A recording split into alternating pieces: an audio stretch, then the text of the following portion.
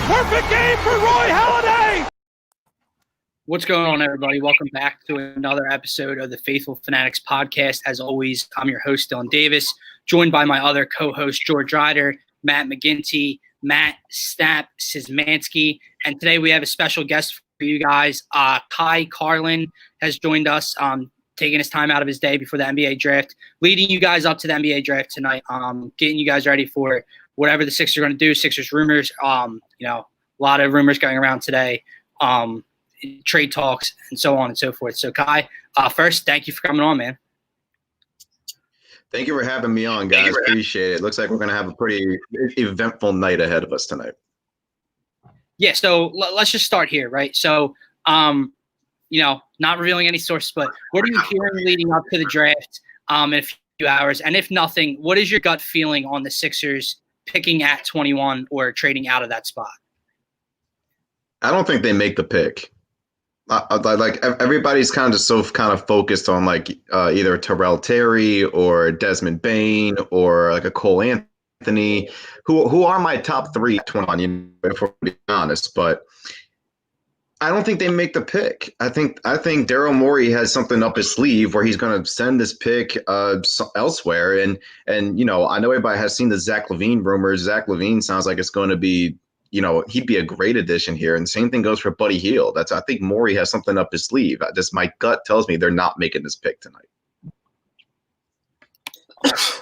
So let me ask you at 21, besides those three names you just named, because that's kind of the names that you see a lot of people are touching up, which was going to be my question, your first three names. But outside of those three names, is there anyone else you could see the Sixers taking at 21 if they were to pick?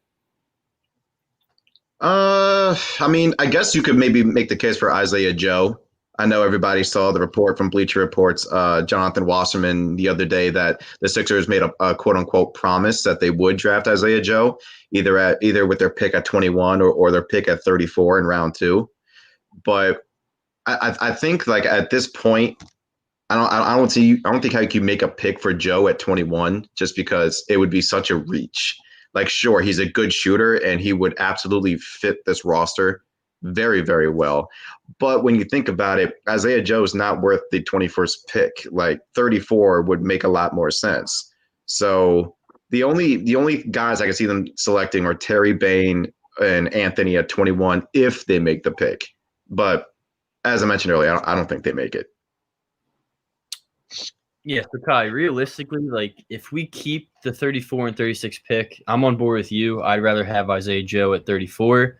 But if we keep those two picks, what are your dream 1 and 2, 34, 36 picks there? Are you going a Devin Dotson type or Isaiah Joe? What are you thinking? I guess if you want to do dream scenarios, I love Terrell Terry at 21. I think he makes the most sense because he not only fills the fact that they need a shooter, he fills the fact that they also need a ball handler and they need a guy who can run the pick and roll and a guy who can, do things like pull up off a screen. What a concept, right? When a guy goes under a screen, guy pulls up for a shot. No other player on this roster can do that right now. And I feel like he fits a lot of different things for them at 21. He fills a lot of needs. 34, I would go Isaiah Joe, just for the simple fact that he can shoot the hell out of the ball. I know a lot of people are going to look at his shooting percentage this year as a sophomore. It was low, really low. I think he only shot 36% from the floor. I think he shot 34% from deep. But when you take into the fact that 10.6 of his shot attempts were 3-pointers, you're going to miss 3-pointers. I mean, basketball is a make or miss game. The shot's either going to go in or not. So it really does go to show why his shooting percentage, where it was so low this year. And then at 36, there's another shooter on my mind, Jamias Ramsey out of Texas Tech, who the team has been in contact with. I know the team does need a bit of a backup point guard. And so I get the Devin Dotson suggestion there, but I think they will go after that in free agency. The biggest name that I can see them going after, because they really don't have too much money for agency. But a guy like DJ Augustine makes a lot of sense for them. All right, touching back on to moving the 21st pick, are you concerned at all that the Drew Holiday trade earlier in this week possibly inflated the market this offseason? And if so, does that hurt or help the chances of the Sixers making a big move? Man, that Drew Holiday trade was a doozy, wasn't it? Like that was that was definitely a big gamble by the Milwaukee Bucks. Honestly, that's a really good question because trades like that do set the market. You know what I'm saying? Like if I'm the Houston Rockets, for example, right now, like if I'm dangling out James Harden right now, and I'm like, oh, he's the 2018 MVP, right? You know this dude gets 60-point triple doubles in his sleep, right? You know that he could do everything, right? Give me half your team. And I want 5 draft picks too. Like you saw what Drew Holiday got, right? You saw what they got for Drew Holiday. Yeah, we want more if we're going to give you James Harden. So I feel like that's going to set the market. And when it comes to Philadelphia, I mentioned Zach LaVine earlier. Like who knows what the Bulls are really going to be asking for LaVine? That 21st pick is going to be thrown in there if anything happens for LaVine moving forward. So I also believe that 21st pick can be attached to Al Horford's contract and move him off of their books. So, like, there are a couple of different ways Daryl Morey can go with it. I believe that Morey is a lot smarter than a lot of GMs and president of basketball operations out there. I know a lot of people want to bring up the shortcomings in Houston, but let's be real. They were one Chris Paul bad hamstring away from getting to the finals that year, and the team going absolutely on the coldest streak ever from deep in Game 7 too. Like that's another one. Like even without Paul, they were right there in Game 7. It just so happened that they missed 27 straight 3-pointers. Again, basketball is a make or miss game. So I believe Morey has something up his sleeve. I don't know if he's going to allow Drew Holiday to just set the market for him, but I think we're going to see something at some point. All right, so let's stick with that. And you were just talking about James Harden. So obviously the rumors came out like a week or two ago that the Sixers were interested in James Harden, but then it came out it's rumored today that they want to give Doc Rivers a full season with Ben Simmons and Joel Embiid. They're not ready to part ways with Ben Simmons, so Daryl Morey's not going to move Ben. However, there's also been reports out today that he's got another significant move that he's plotting to make. What are your thoughts on that? You mentioned Zach LaVine. Buddy Hield's been a name that they've been linked to all offseason, even going back to last year. Which one of those two names, I guess, is more realistic in your opinion? And like, who do you think that significant deal is about? Between Harden or Hield? No, LaVine and Hield. Oh, LaVine and Hield. Okay. I think LaVine probably is the most realistic one. Just because they have a connection there. Mark Eversley is their new general manager. Eversley spent the past couple of years in Philadelphia. I know Elton Brand has a lot of respect for Eversley. So I feel like LaVine is probably the one that makes the most, not the most sense, the most realistic of happening the most. But I think Buddy Hield makes the most sense, like not only just from a basketball standpoint, but even from like a personality standpoint. Hield could just slide right in there between Ben and Joel and just really fire it from deep. And the thing is, though, he's another one. He's on a bad contract. Like if we're going to be completely honest, Hield's contract is not good because he does one thing. He shoots 3-pointers. But in Philadelphia, they need that one thing in the very worst way possible. So they are not going to care. So I think Hield makes the most sense. LaVine's probably the most realistic.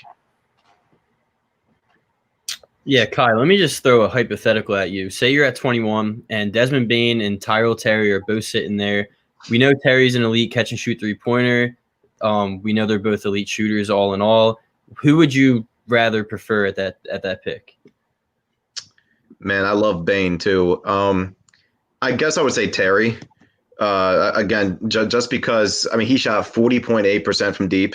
For Stanford this year, and from what I mentioned earlier, he's very good also not just as a catch and shoot guy, but from a pull up perspective as well.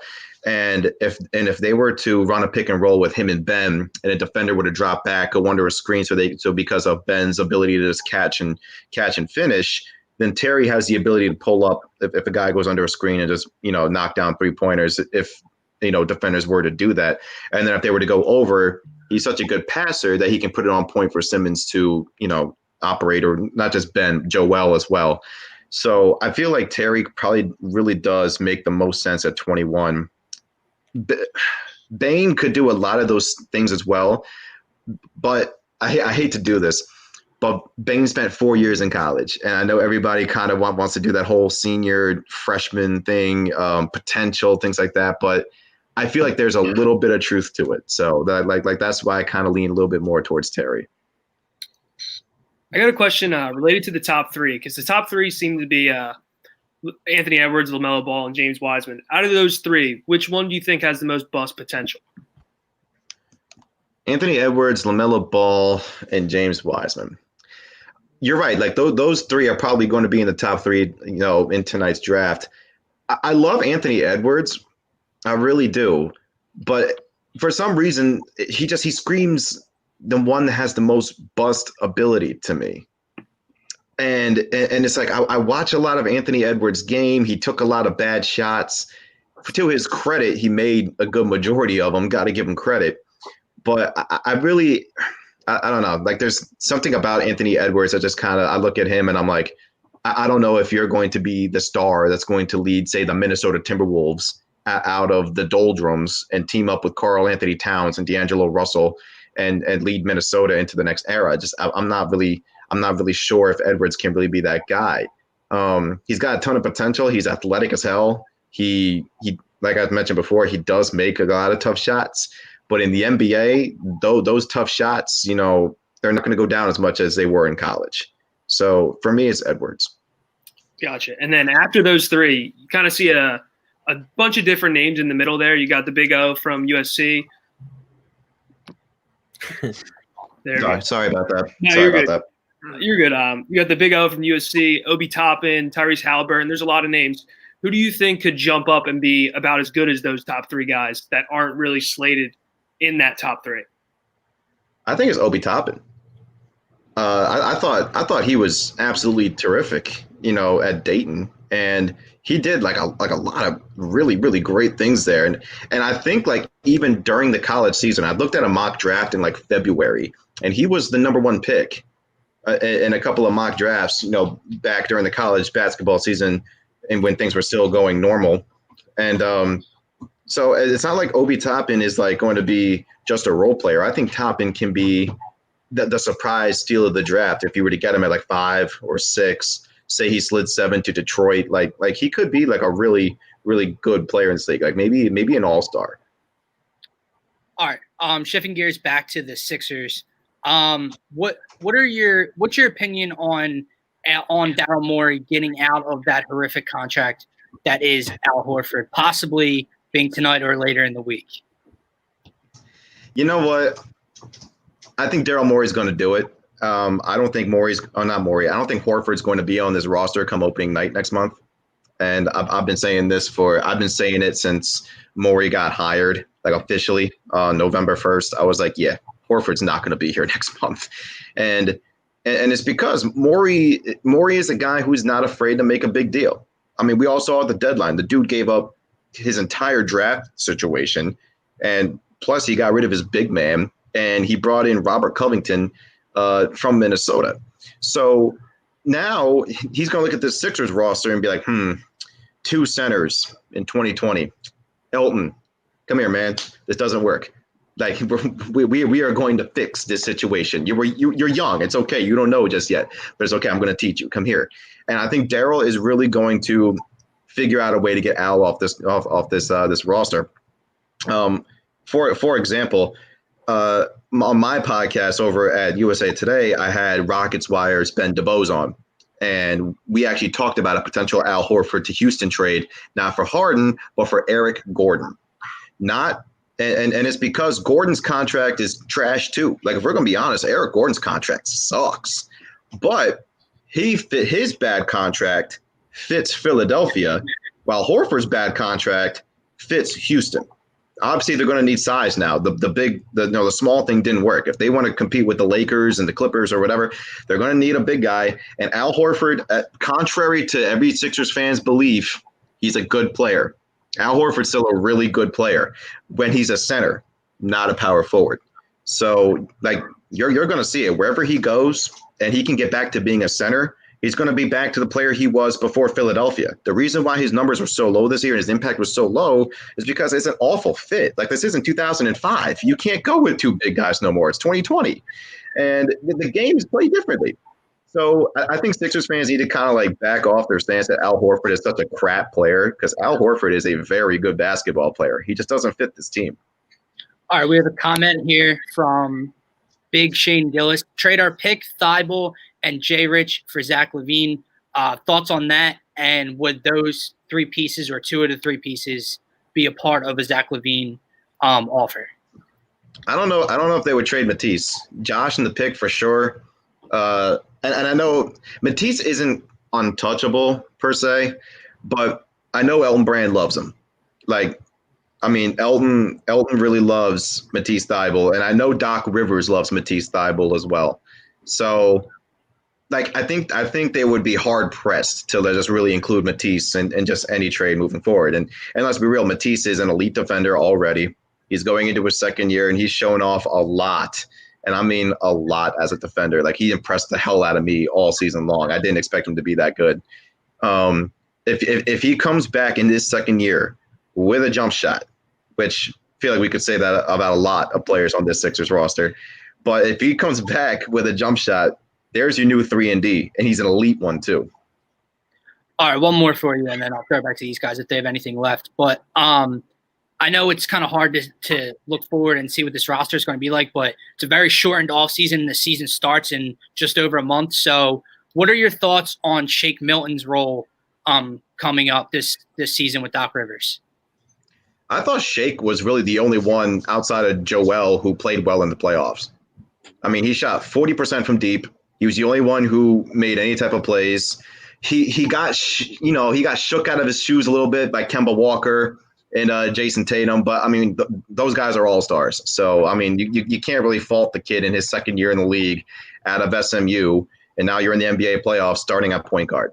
I thought Shake Milton played really well last year, especially in dire situations. They had no Ben Simmons. I mean, they had to go to somebody. So moving forward, though, I know Doc Rivers loves him too. And for good reason. Shake destroyed his team in that game at Staples Center. The dude had 39, and I think he hit 7 threes. It was ridiculous. Unfortunately, they came up short because they didn't have Joel or Ben that game. But hey, Shake played his ass off. So will Shake be a starter? Probably not. Especially because I think Daryl is going to make a move and to bring in like another starter player like Zach LaVine or Buddy Hield, and they'll move in the starting lineup. I also believe Ben might go back to point guard under Doc, just because I know Doc in the past compared them to Magic and Kareem. Magic being Ben, Joel being Kareem. Magic played point guard. It makes a lot of sense that Ben will probably go back to the point, and then you go from there. So I think Shake will come off the bench, but I think Shake will be like a guy who plays 20 to 25 minutes a night. Like, I think he's going to have like a legitimate role. Awesome. Anything else, guys? Yeah, one more question for you. So, you mentioned DJ Augustine earlier in the show, and he's kind of been linked to the Sixers all year because he's going to be an older, cheap, probably veteran point guard that you can sign up as backup. Right. Anyone else that you see anyone else in the free agent market as of right now that you think the Sixers are going to be eyeing up for a cheap deal, or not maybe a cheap deal, but on the lower end? Well, because as I mentioned, the Sixers, they don't have too much money. So I know everybody thinks that the NBA works like fantasy basketball. You just go out and just sign whoever, but it doesn't work that way. They have $6 million. So at this point, you have to, as you mentioned, go for a cheap option. So DJ Augustine is a guy who makes a lot of sense. He's another one that can pull up for 3-pointers. If a defender were to go under a screen, what a damn concept. That's crazy. So DJ Augustine is a guy who can do that. I love Langston Galloway too. I mean, listen, he played for a bad Piston team. Let's be real. The Pistons were terrible this year. Blake was hurt. They're relying on freaking Svi Mikhailuk and the ghost of Derrick Rose to try to win them some games, and it didn't work out. So, but Langston Galloway shot 39.9% from deep on a bad team. Imagine Galloway catching and shooting, playing next to a guy like Ben Simmons, who just has a knack and a tendency for finding guys for open 3-pointers. I think he led the league in 3-point assists. Yeah, something crazy like that. So imagine Galloway playing next to a guy like Ben Simmons. It would be a huge addition. And then another one I really like, if they can't get Augustine, Jeff Teague. Jeff Teague is another one I really like. He's made his money. He's been an all-star. He's been on pretty successful teams in the past with the Atlanta Hawks. They kept running into LeBron James. If they can put him on this Sixers team, have him be a backup, shoot some 3-pointers, get to the basket, be a little feisty, show off some heart, Jeff Teague makes a lot of sense too. All right, one more going to the big man. Is Nerlens Noel coming home?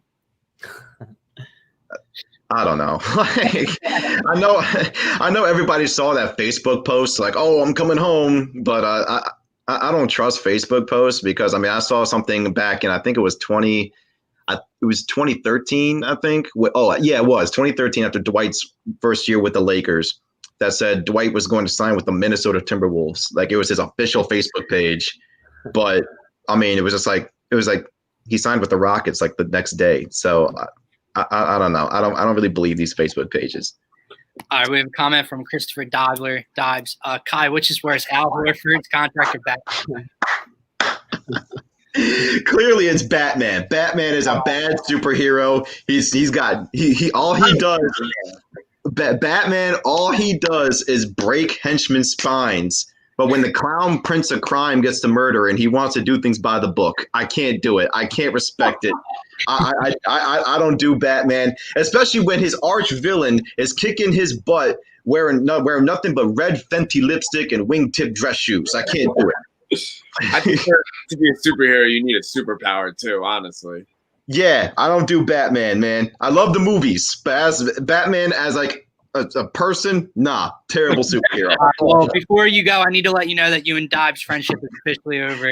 No, you know what, Chris? If that's the end of it, so be it, man. If that's what's gonna change it, so be it, bro. All right, that's it, guys. That's what we do here on the Phaithful Fanatics. We break up friendships. Ky Carlin is not a Batman fan. Ky, thanks for taking the time out of your day to come on. And go enjoy the draft, man. Yeah, it's gonna be a long night, so I appreciate you guys having me on, and good luck with everything. And I'll talk to you guys later. All right, Thanks for being on. He was great. I do agree. Batman is definitely not a Batman fan. I'm not a Batman fan either. That makes a lot of sense. A billionaire beating the shit out of poor criminals does not even look. Again, do you like Batman? I haven't seen any superhero movie in my life. Damn, what? Besides Spider-Man. I've seen Spider-Man. All right, yeah, that's fine then. That's fine then. What are you talking about? Listen, I'm a superhero movie. No, I'm with Gint. I've only seen Batman and Spider-Man. That's it. You guys didn't watch the Avengers? Batman. No, I didn't get into it. Never got into it. I watched sports my whole life. So did I, but you didn't watch the Avengers, nothing? No, it's not that big of a deal. Calm down. I watched It's not that big of a deal, but it's pat on. Woj just tweeted. The Sixers are trading Al Horford and a first-round pick and a second-round pick to the Thunder for Danny Green. What? Yes. The Sixers are trading Al Horford and a first-round and second-round pick to the Thunder for Danny Green. I don't hate it. I don't. What? We all knew in the back of our minds one of the only ways to get rid of Al Horford minus the Buddy Hield. First round pick. Is the first round pick number 21 tonight? I don't know. I can't assume. I don't think it is. What? Wait a second. Right when he hops off too. But listen, guys, listen. If we knew that if they got rid of Al Horford, that one of the ways that you get rid of a shitty contract is you trade to a rebuilding team with picks. We knew that. That. But I'm not giving up the 21st for Danny Green. I doubt it's the 21st. I would be honestly shocked. That would be the worst move by Morey in his career. So you think it's a future first? I think it's a future first and probably a this year's second round pick. I'll take it. Think about it. We have one more year of Danny Green contract. Dude, breaking news on the pod. We haven't had that. Holy shit. Well, we had Doc Rivers, but we were like on an Eagles rant when that happened. Danny Green. I don't think he'll play a game here. Yeah, do you think they'll flip him? Because that's kind of what I was thinking. Dude, I got nothing for you. How about Danny Green being traded A dude that once was like considered to have such good hold value. on. This is a great comment here. If you got rid of that contract, and let's hope Danny Green can start to hit open shots. I think that's what he's trying to say. Can't hit a green start. I don't know what he said at the end, but I mean, I guess you got rid of that terrible contract, and if Danny Green can be Danny Green. Listen, there's two things that we can look forward to. It either means that they're going to trade Danny Green and try to get some value for him, or they're going to use it in a possible trade with other players and the picks to increase the value. Because regardless if Danny Green had a bad playoff run or not, the guy's got value to this day. I would assume so to some teams. And not just that, we just got rid of Al Horford's contract after 1 year. And we honestly all knew. I know everyone here just wanted to believe that Al Horford was going to get flipped into a superstar. It was never happening. Listen, it was never happening. We just got $103 million off the books. Danny Green, what's his contract? I believe 10. I don't know. George, get on it. Listen, what's the contract? This is fine. To get rid of the Horford contract, that was the goal the whole time, right? That's fine. No. Pause. Like Carmelo with the Hawks. 2 years, 30 mil. 2 years, 30 mil. I'm okay with 30 mil. I'm okay with it if it's not the 21st. This year, he's getting paid 15 mil this year, then he's a free agent. Okay. I doubt it's the 21st. That means you just, like Ky just said, that means you just went from $6 million this offseason to now what?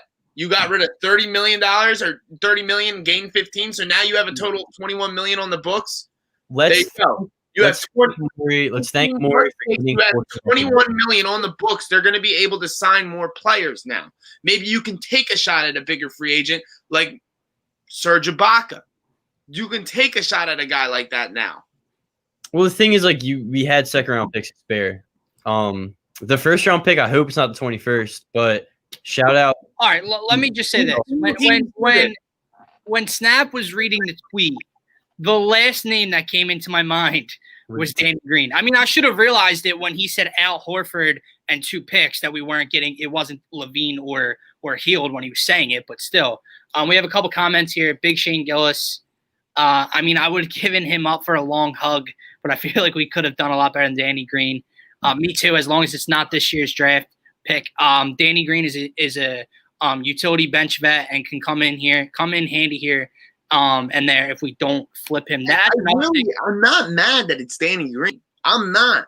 You're getting 1 year on the books at 15 instead of 2 years at 30. Each year. Talk much? Huh?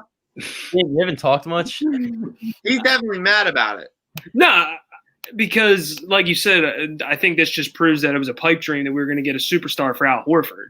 But do I think there could have been a little bit more value? But that's probably just me being a little greedy, especially if we just gave up a first round pick that. That's exactly. I mean, is it this year's? Is it the 21st? We don't know. The other thing is that we need to talk about right now is Oklahoma City is about to go through probably one of the greatest rebuilds of all time. How many first-round picks do they have now in the next 7 years? I mean, yeah, but God, Hinkie's probably got a full heart on right now watching Sam Presti do this. I skipped over this comment though, but Dives, McGinty were also done. I just not a superhero. Toby Maguire. I like Toby Maguire. I'm just shocked. Wow. That was what I expected. With all this Zach LaVine stuff today, I thought we'd see a bomb. That's still not out of the question. No, but I mean, you just lost 2 picks that you possibly could have sent over there. Yeah, but if it's for LaVine, if it's not this year's first, the 21st is going for LaVine or Buddy. I don't know what to pick. I think this is just the beginning. I think that the fact that it didn't say domino falling, we're gonna see more. The fact that it didn't say the 2020 first round pick or the 21st overall pick makes me believe that it's not this year's pick. It just says a first round pick. Yeah. So that makes me feel a little bit better. We're gonna be the last pick in the first round next year anyway, so who cares? Dude, well, what really is getting me is Green doesn't push that needle, buddy. The way Ky was like talking about Al Horford and the perception of other people that he's a good basketball player, I was like, oh, maybe people will flip a star for this guy. Like maybe this is going to happen. And we just flipped him for Danny Green. No, there's positives to take away. Like it's a miracle that the contract We opened up cap space here, guys. Like we don't have another $30 million on the books next year. Like this is big. Like if we're being honest, there's some big free agent names coming out next year that now we'll have some extra money to possibly throw in a bid for. Next year, I'm not worried about next year. I want to. The goal's to win now. But you're not going to win with those bad contracts on the book. You can't build No, that's fair. I like the deal. I like the deal if there's more to come, and if it's not this year's first-round draft pick. I know everyone wants to win now. We've always been talking about win now. But let's be fucking real here. Ben Simmons is 24 years old, 5 years left on his deal. Joel Embiid is what, 26? 27 with 3 or 2 years left on his deal. I'm in no fucking rush at this point. The whole rushing to win now didn't work. And it put us in a shitty hole that we just are now getting out of. Let's take it slow this time. There's Kyrie and Kevin Durant up in Brooklyn right now. Giannis's team just got better. If James Harden comes over to the East, I'm in no rush. So this is a good move. Al Horford is out of Philadelphia. That saga's over. I still think Elton Brand should have been fired for it, but Thank you, Morey, for saving your fucking ass, buddy. As long as it's not the 21st pick, I'm okay with it. And even if it is the 21st pick with it, you needed to get it done. I'd much rather it not.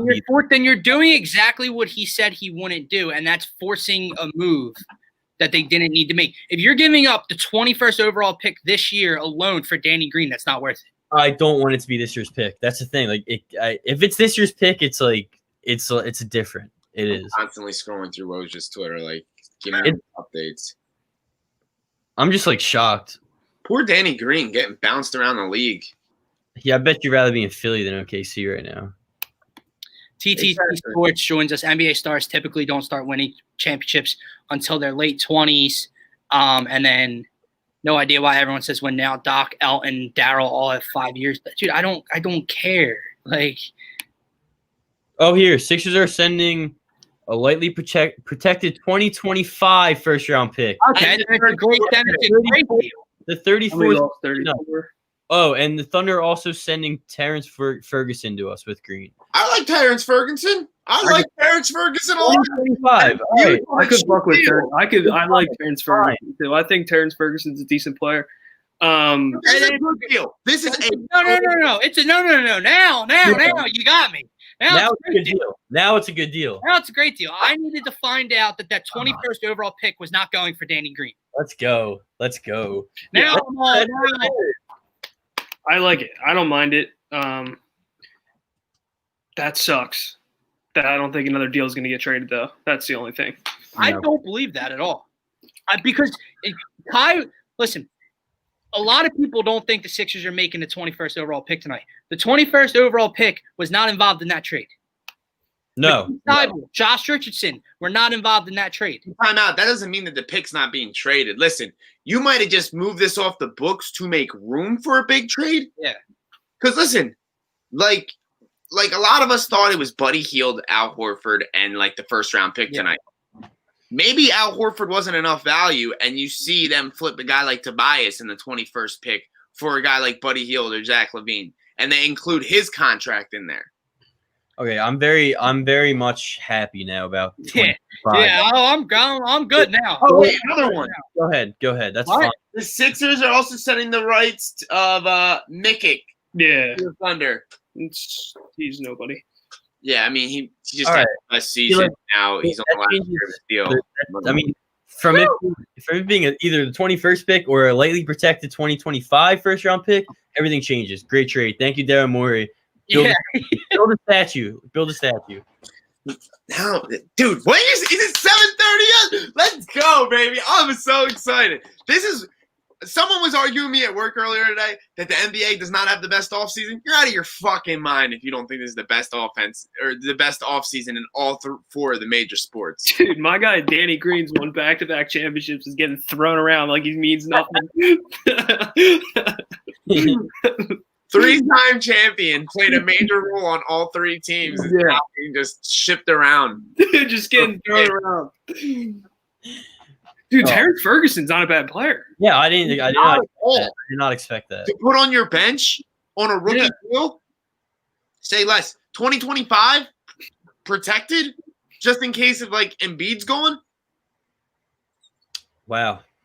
34 does have value in this draft. Let's not get it twisted. But it's not like we don't pick 2 picks later at 36 and we can't still get value there. We still have an early second. We still have a mid first. And we still have, 2 late seconds as well? 45 and 49 and 58. 49 and 58. We still have picks available. They could still package some picks together and maybe move up into the early first or the late first. I found the greatest comment in Phaithful Phanatics history. No, I don't care what people say. I know Danny had a bad season last year, but if you do end up, and he's a much better fit for the Sixers than Al Horford. I was just when you read the tweet, I was just like, I just got a little let down. That's all. Pick for Danny Green. Like George said, I knew it wasn't the 21st just because if you knew it was a pick this year, he would have put that in the details immediately. Yeah. You knew it was him like trying to figure out like, first rounder, like when. And it's 2025 protected, which is good because if we suck, it'll still be protected. They just wanted more picks this year. They wanted to add to their picks, their cluster fucking first round picks they have for the next 7 years. Hold on, I have it right here. TTP Sports put it up here earlier. The Thunder have 16 first round picks over the next 6 drafts. Sheesh. Yeah, they're rebuilding right. Dude, Sam Presti's is the best GM in the league. All right, so now what? Let's move the conversation on to something. What are we doing? All right, so I had to react, man. Hold on, my emotions got the best of me for a second. Do you think that they actually pick now, or do you think this will another trade? Let's go back to the one question we didn't even ask Ty or Kai. Do you think what is your take over or under what gets mentioned? 3.5 trades tonight. We're at 1, so we have 3 left for the over and 2 left for the under. What do you guys think? Trades or picks? Picks. You guys have 2 different answers. What is going on? Under trades? No, he was saying picks. Now we obviously can take 4 at most. We traded the 1 pick. See you, Snap. Sorry, I had to get my charger. I didn't grab it because I was freaking out. I think we'll probably only make 3 picks now, so I probably would say under. You have to think one of these is getting flipped or some type of cash deal or something. Most likely. Yeah, fucking Harris needs a new helicopter. Yeah, and that's even if we picked at 21. So I just can't believe Al Horford's a fucking Oklahoma City Thunder right now. That's the weirdest part. I didn't not expect. You never see it coming. We all think we're gonna see that's the best part about the NBA offseason. Everyone has 5 set ideas about how something's gonna go down. We're convinced about it. We convince ourselves about it, and then it comes, and you're like, "Holy shit, dude! I did not see that coming." No. And Steven Adams. I'm just shocked that that was OKC. That means Steven Adams is gone. They're gonna flip him.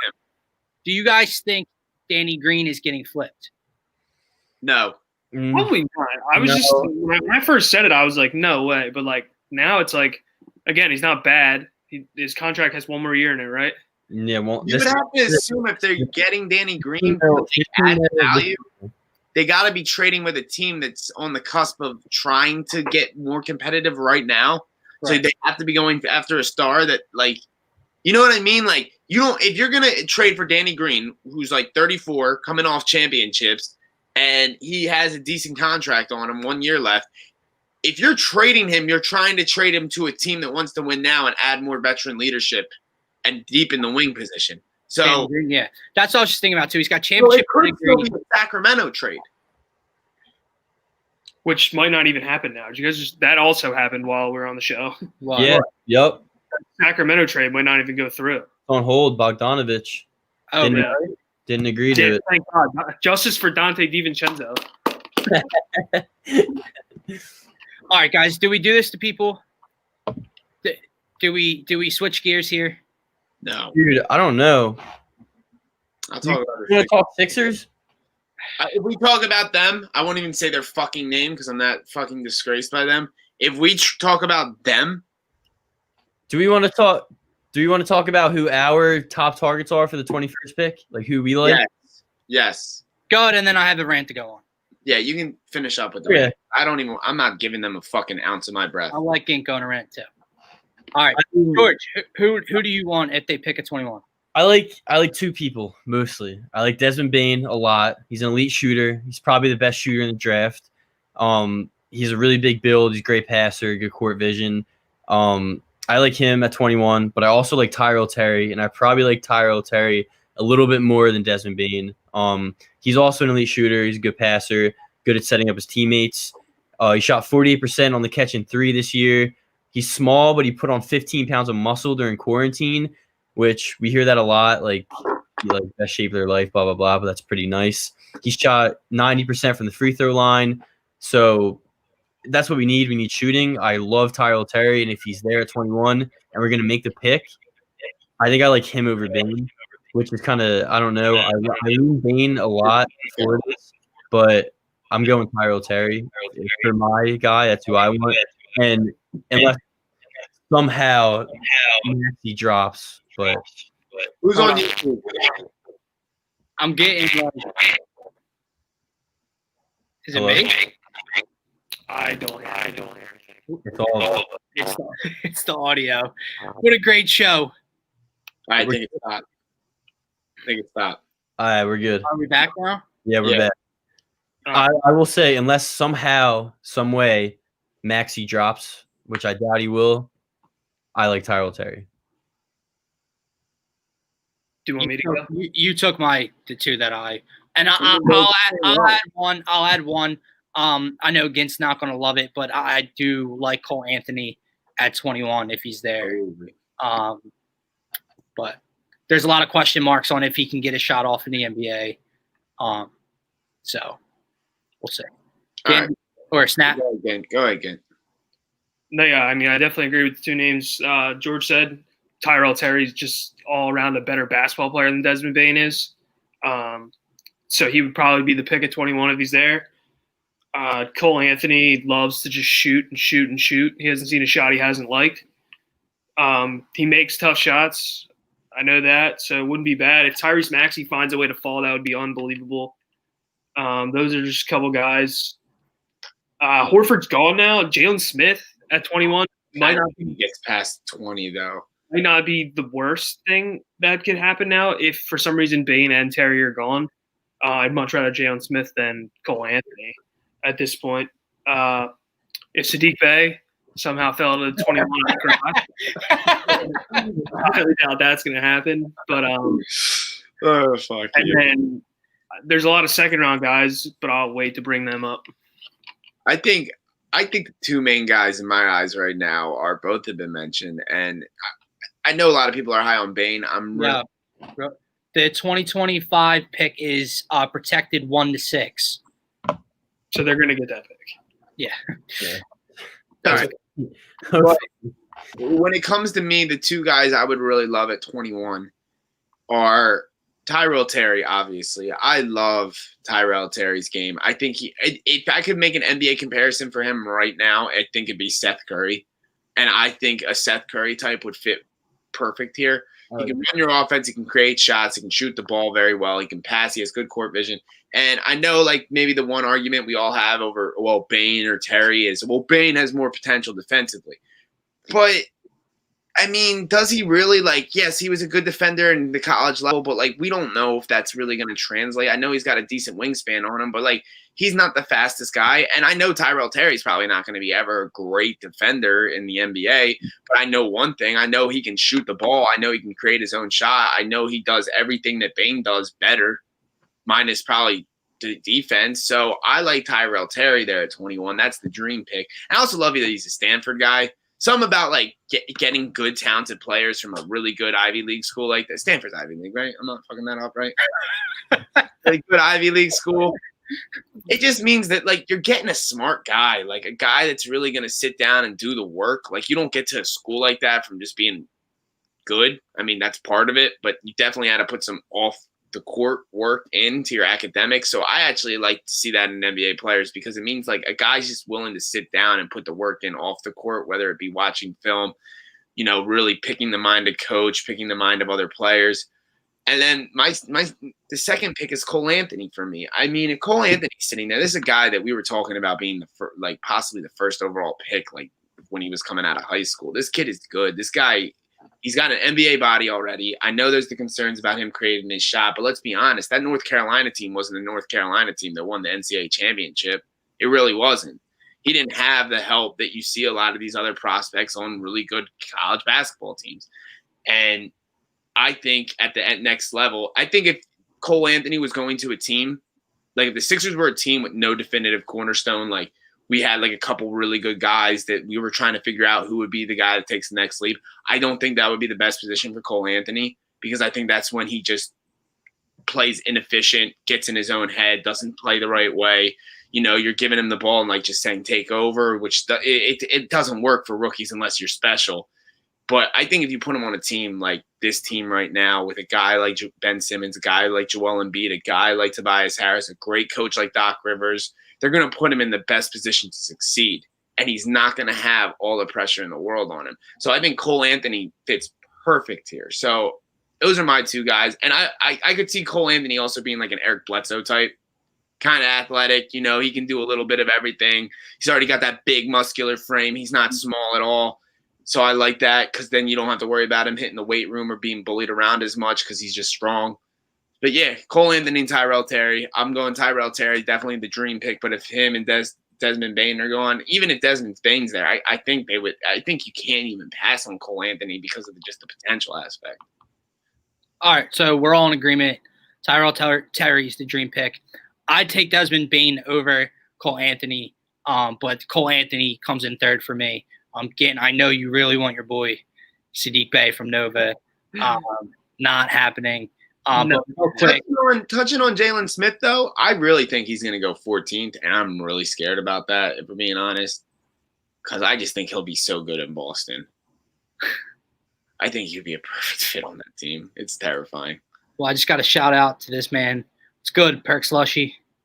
What's going on, buddy? It's good. Welcome. You know, he's out of his mind right now. Yeah. All right, let me switch gears and we'll circle back around to the Sixers before we get ready for the draft tonight. So the Eagles fall to the Giants coming out of the bye week. I want to apologize. I know it's late in the show, but I want to apologize for last week. I was mixing up Doug Peterson's record on a short week on Thursday Night Football as to coming off a bye. Doug's now 1-4 coming off a bye. He's much better on Thursday Night Football. I was saying that he's only lost once. That was wrong. Apologies. My question to this franchise and this head coach is, what did you do on the bye week? What did you do? Okay? And I was told, everyone here was told. And first of all, let me throw this out there. Carson Wentz was not good. I'm not sticking up for Carson Wentz. I'm not defending his play on Sunday. He wasn't good. He didn't make any plays to win the game for the Eagles. I understand that. But do you know what I was told? I was told that it was all Carson's fault. Plug in another quarterback. Bring back Nick Foles. Plug in number 2. If you bring in a quarterback that doesn't turn the ball over, that throws the ball away, that doesn't try to play hero ball and live to play another down, all these problems go away. Well, guess what, guys? He did that on Sunday. He didn't have any turnovers. He didn't try to play hero ball. He played conservatively. He did exactly what you wanted him to do. He threw the ball away on multiple occasions, and they lost. And why did they lose? Because this play caller, this head coach that everyone wants to give a pass for the Super Bowl, but not give any credit to 11 for 2017, has the most vanilla offense, the most simple, plain, ugly offensive game plan in the entire National Football League. He is awful. It took you till 7 minutes left in the third quarter to roll your quarterback out of the pocket. He did it twice. He was 2 for 2 for 40 yards passing on back-to-back plays or 2 out of 3 plays moving out of the pocket. You never went back to it. Your running back averages over 6 yards a carry. He was averaging over 5 on Sunday afternoon. He was gashing the Giants left and right. Boston Scott was gashing the Giants left and right for over a 50-yard touchdown. And you abandon the run.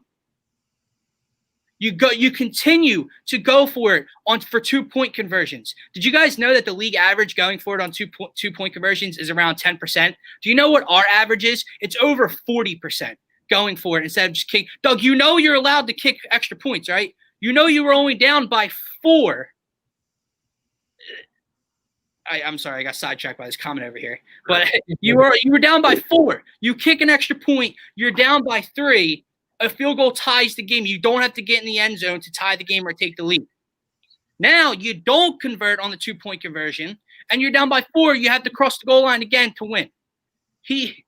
I'm so sick of him, dude. And then his press conferences and his post-game comments and his arrogance to the media. And I know the media can be annoying, especially in Philadelphia, when you're getting questions asked to you over and over again. But someone mentioned to him, Doug, why don't you roll Carson out of the pocket? Or Doug, why don't you take Carson off the field when Jalen Hurts comes into the game? Oh, yeah, maybe I'll do that.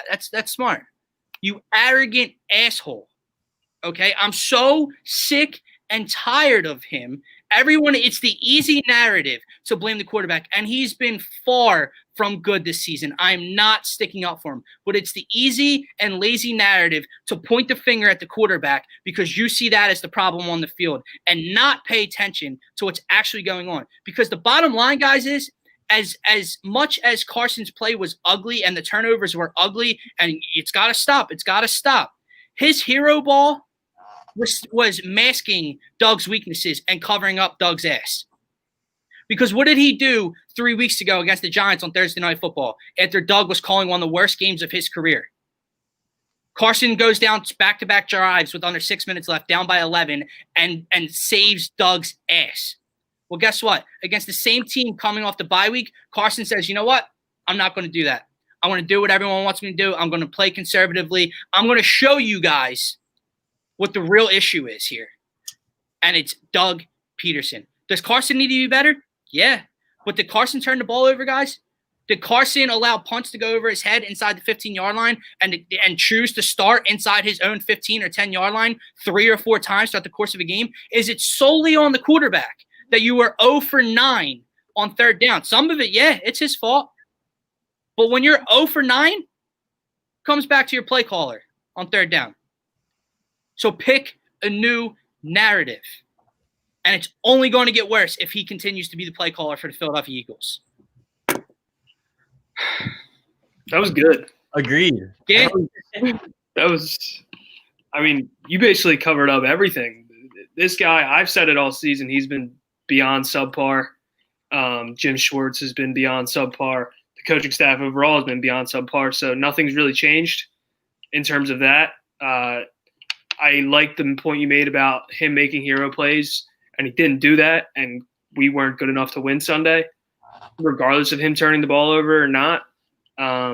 So, like you basically literally covered every point. I don't really know how much to go around it besides that, but we're in for a long 5 weeks coming up in the NFL world, and with this guy as our head coach, I would be shocked if we won 2 of these games. And that's one more thing before we get to the Browns game, and we'll just give our predictions and final thoughts on the Cleveland Browns-Eagles game this Sunday. But one more thing, guys, right? What else was an issue? The defense, of course, I'm not even going to touch the defense, okay? Not going to talk about how they can't stop a quarterback run after the same quarterback that's not even really a mobile quarterback did the same thing to you 3 weeks ago, okay? Forget that point. Wilson. He's like Russell Wilson, buddy. Right. Forget the point that you allowed over 19 rushing yards in the first quarter. I'm not going to talk about the defense and Avonte Maddox. But he brings in Jalen Hurts on second and 10 when Carson's finally in a rhythm. Takes Carson out of a rhythm. Jason Kelce forgot how to snap a football coming out of the bye week, evidently. What was up with that? Lastly, what do I always hear? If there's one thing, fair or foul about Doug Peterson is he leads, he picks up his guys, right? With all these injuries and, everyone counts them out at the end of the year. He's a leader of men. He galvanizes the troops and they come back at the end of the year. Well, what was a noticeable flaw on the offensive line? The guard play, right? Which has been an issue all year, right? Yeah. Well, let's think. You brought back Jason Peters to play guard when Brandon Brooks went down. Then injuries happen on the offensive line. You pay him more money to play left tackle, right? Mailata comes in when his old ass gets hurt. Mailata looks pretty good. Okay?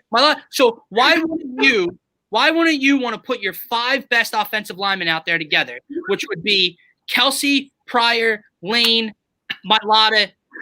Stop. Peter. Okay? No. Grab your ball.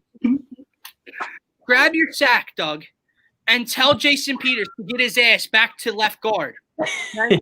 Instead, he keeps Jordan Mailata on the bench, lets the 38-year-old veteran, however the hell old he is, play left tackle, and puts in Sua Opeta at left guard and watches Carson get crushed.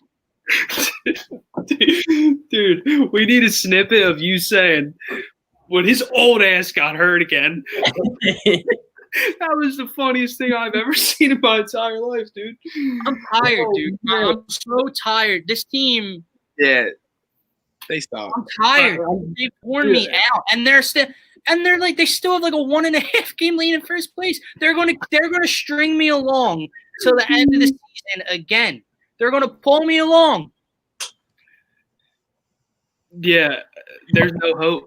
This season, there is no hope this season. I know what will happen too, because they'll play up to their competition, and win or lose, they'll look better against Seattle and Green Bay. And oh man, imagine if the Eagles can put it together. Yeah, I'll be saying those very words in a few weeks, guys. Get ready for it, dude. Oh man, that was pure gold, man. With that being said, they're going to lose on Sunday to Cleveland. Yeah. You can't stop Wayne Gallman this week. You can't stop Wayne Gallman and 95-year-old Alfred Morris behind the Giants' offensive line. But you're going to stop Kareem Hunt and Nick Chubb. 0% chance of that. Do you know what the Browns do really well? They like to pound the ball down your throat with those 2 running backs, right? And then you know what they do with their mobile quarterback who's better outside of the pocket on the move? Oh, they run play-action bootlegs and get him out of the pocket. Exactly what Doug Peterson should be doing with 11 is what the Cleveland Browns do with Baker Mayfield. You will not see that happen on Sunday. Eagles are going to lose. They're not going to stop the run game, and they're going to be 3-6-1, and the Giants might win the goddamn NFC East. Oh, my God. Someone else go. I think you covered everything in terms of the NFL. We tried to warn you that it was going to go down this path when you brought these guys up. But yeah, the NBA draft. Yeah, I'm not talking about them, and I won't say their name. Them for the rest of the week. I'll say in a fucking football game, I'll talk about you. I'll say a few things. Sayonara, Al Horford. Thank you, Daryl Morey. I'm very excited for the NBA draft tonight, and Browns by 30, and that's about it. Maybe we close it out with some second round names we all like. Yo, timeout though. Yeah, I'm down for that. Timeout though. Anna Horford is getting absolutely destroyed on Twitter. She literally just posted. Oh yeah. Posted something on Twitter, and it's just Philly fans roasting her in her comments. So I mean, Aaron joins. It says, "So happy with the Philly trade. We didn't even give up any young assets. Morey came through." Exactly. Yeah, man, I agree. I mean, I think Jordan Snap. If you're still watching from the initial reaction, Jordan Snap liked it immediately. Me and I think Gint can speak to the same. Of when I heard the first round pick, I wasn't happy yet because I needed to know what pick that was. Morey ain't that type of guy. He ain't getting fleeced like that. I'm just not used to that yet. I'm a few weeks in to the new relationship with the president of basketball operations. Okay, so I'm not used to having a smart guy run the 76ers. So we could really see. I'm telling you, I think we could really see a Zach LaVine trade tonight, dude. I hope so. I have a feeling, dude. Yeah, just tag Ryan Arcidiacono in that trade with Zach LaVine. Dude, I love Villanova. You got to give up the Villanova tag, man. Nah, I'll give up the Villanova tag when you give up on the 2020 Philadelphia Eagles. Yeah, for everyone watching, I told in the group chat like 3 different times. I was like, "We sure we want to talk about the Eagles?" Dude, I'm glad he did. That was some of the funniest. No, it was great. That was great content. I loved it, but I I can't. Shit! I said their name. Them. Yeah. Do we want to close it out with like who we think's going top 3, second round names? Yeah, let's just go over the basics. So give me your guys' order 1 through 3. How do you think it's going? Good again. I think we all know who the top 3 are, but what's your order? Yeah. Well. I'm gonna go Ball, Wiseman, Edwards. Ooh, you think? I'm gonna go Wiseman, Edwards, Ball. I don't necessarily agree with this. Like, this isn't my big board, but I think I was like, what? No, yeah. You want to go down big boards? I got 1 through 30 ready to go. I think we're gonna end up seeing Edwards, Wiseman, Ball. That's right. I completely agree. I don't care what Edwards said. Kid can play basketball. Yeah, except on the road when he looks like shit every fight. It's all right. It's all right. Shooting guard. I lost a lot of money on Georgia on the road last season, and I just want to say fuck Anthony Edwards for that. But it's all right. We could even see Chicago. Apparently, Chicago's ready to make a move to 2 because they really want Wiseman. Yeah, I saw that too. Wendell Carter. Yeah, that would be something. If Golden State fleeces the 4th pick and Wendell Carter for them to move up to 2nd, fuck the Warriors, dude. I mean, dude, they should take a Okongwu anyway. He fits their team way better than Wiseman. Yeah, he's smaller. He's definitely better suited for fat. Okongwu's the best defensive big man in the draft. Yo, all right. What's that last? I'll say for the second round, I definitely do want to see Isaiah Joe on the Sixers. I feel like that would be awesome. We need shooters. Well, now he has to fall to 36. I know that's the I thing. don't think he falls to. If he does fall, it would be amazing because we need shooting. He's an elite shooter. He also shoots 89% from the free throw line. Like, that's pretty much what we need. Great at catch and shoot. So I'll take it. He needs to add muscle, but that's it. My 3 second-round picks. Oh, shit. Quickly, Tyshawn Alexander, 49, and Lamar Stevens at 58. Again, let me ask you a question. Yeah. Any interest in Winston? Cassius Winston? Yeah. Absolutely. Maybe at 58. But like, Yeah, no, wait. But, like, any interest? Only to draft him to say he got drafted so he could feel good. Okay. If Lamar Stevens goes undrafted and we don't take him at 58 and we pick at 58, I'll be really, really upset. Do you think we're keeping all 3 picks in the second round? No. We probably might only pick one spot, honestly. Yeah, I think we flip 1 or 2. I think we might see only 36. I think we might only see 49 happen tonight. Honestly, Tyshawn Alexander if he's there. I could see 58. I could see 58 getting traded for cash considerations, and I could see 21 and 34 being packaged for another move. I really do. But some second round names I like. Obviously, Isaiah Joe. I do actually like Emmanuel quickly. I do like him. And if Nico, I always mess up his name. Nico Mannion? Yeah, if Nico Mannion's there, he ain't getting out of the first round. Yeah, that's how I expect it too. That's what I have on my mock draft. But if Miko's there or Miko, fuck him. I don't know. If he's there, you got to grab him. Definitely. All right, boys. Is that it? Should we plug in the draft party for later? Yeah. So everyone, come 7:00. Shut up. Joe texted Jason Peters apologizing.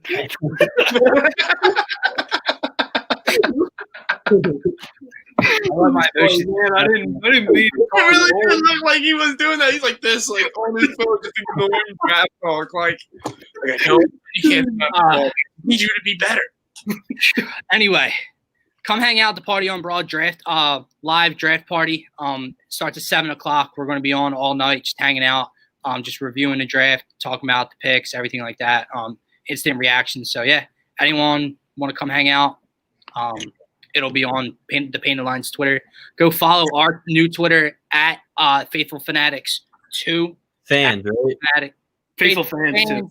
Damn it. PH. I'm pissed. At Faithful Fans 2 on Twitter. On the text bar. Yeah. Follow our Instagram, Snap. I think that's just Faithful Fanatics on Instagram. For Dylan, for Gint, for George, for Snap. Have a good night and Go Sixers. everybody.